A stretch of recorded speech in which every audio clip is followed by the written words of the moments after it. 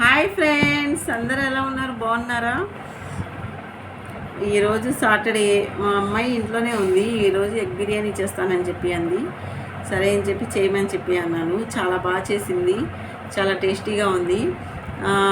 మీలో ఎంతమంది మీ పిల్లలు అలా బిర్యానీ చేసి పెట్టు ఉంటారో కామెంట్ చేయమన్నారు.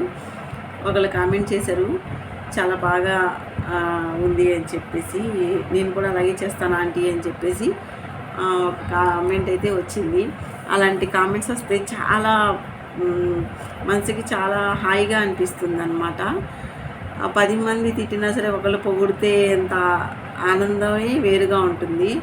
అది నేహ ఒక రీల్ తీస్తే అన్నారు, నీ మొహంలే అని చెప్పేసి, నీ మొహం ఎలా ఉందో చూసుకున్నావా అని చెప్పేసి అన్న.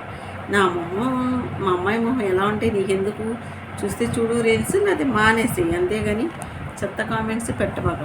నీది చెత్త మొహం, చెత్త మొహం దాను, చెత్త మొహం వాడు, చెత్త మొహం దాను అలా పెడతారా కామెంటు? నీది కూడా 1-2 వీడియోస్ ఉన్నాయిగా, నీ మొహానికి అది కూడా పోలేదు, మాకన్నా ఇలా వస్తుంది కానీ. సో అలాంటి వాళ్ళ గురించి పట్టించుకోని అవసరం లేదు ఫ్రెండ్స్. పట్టించుకోకూడదు అనుకుంటాను, కానీ ఇలా కామెంట్ పెడుతుంటే మనసుకి ఏదో బాధగా ఉంటుంది ఫ్రెండ్స్.